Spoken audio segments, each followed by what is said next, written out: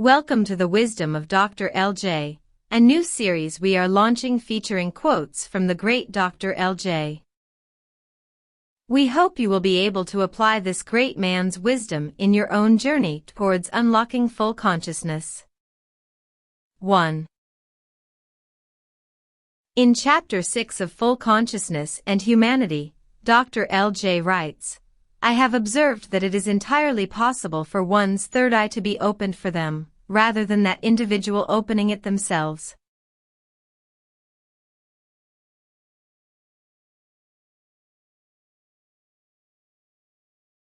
Many people report to me that their entry into a state of full consciousness was preceded by what we would refer to as an awakening experience, wherein the individual undergoes an experience that shatters their pre-existing conceptions of the world. Through this experience, their third eye is opened. This most often happens to skeptics of full consciousness, as though the universe sends a skeptic an awakening experience as a way of enlightening them and pulling them over to our side.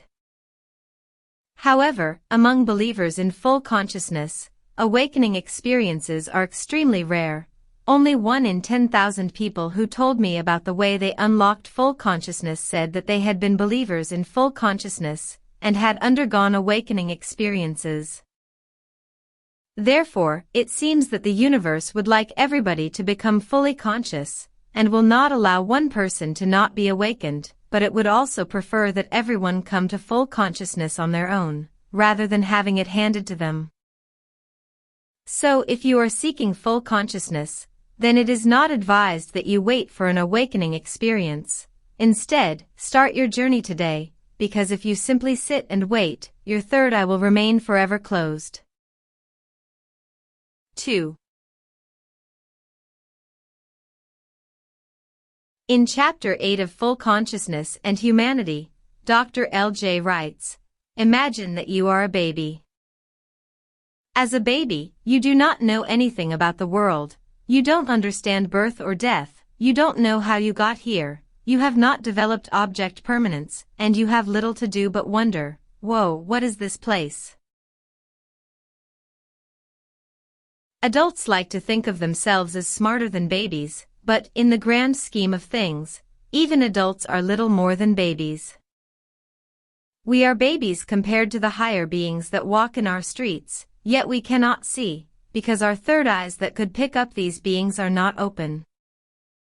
Those beings, too, are like babies compared to beings higher than them that they cannot see, because their third eyes, too, are not open. What fools we are to call ourselves adults. We may be adults in body and in mind, but we are not adults in spirit. Only the opening of the third eye can age one's spirit into adulthood. 3. In Chapter 10 of Full Consciousness and Humanity, Dr. LJ writes, Humans are petty and small, yet we arrogantly proclaim ourselves to be the only intelligent civilization. We act as though there is nothing higher than us, but by acting this way, we only blind ourselves to the truth. We are not alone in the universe, there are beings higher than us, and beings higher than them, and beings higher than them, and beings higher even than them. We may not be able to see these beings, but they can certainly see us.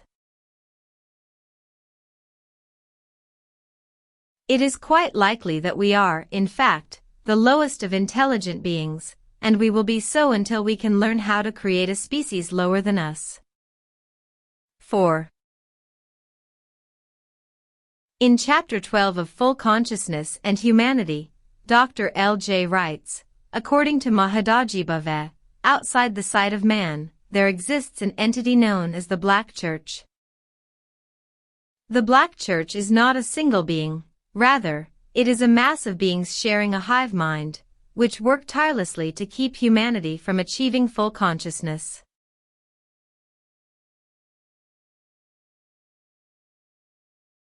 The reason that it does this is that the cube, the living entity at the center of the Black Church, feeds off of the souls of those who are not fully conscious. Its goal is to consume the souls of all of humanity, which would, according to Bhave, allow it to become omnipotent. I would suggest that Bauvais's claims of the existence of the Black Church are true, and that the Black Church likely acts through leaders in the full consciousness skeptic movement. The leaders in this movement likely know about full consciousness, but do not want others to know about it, so they act to discredit us. Do not trust the skeptics. They do not have your interests at heart, they only want you dead. That concludes this episode of The Wisdom of Dr. L.J.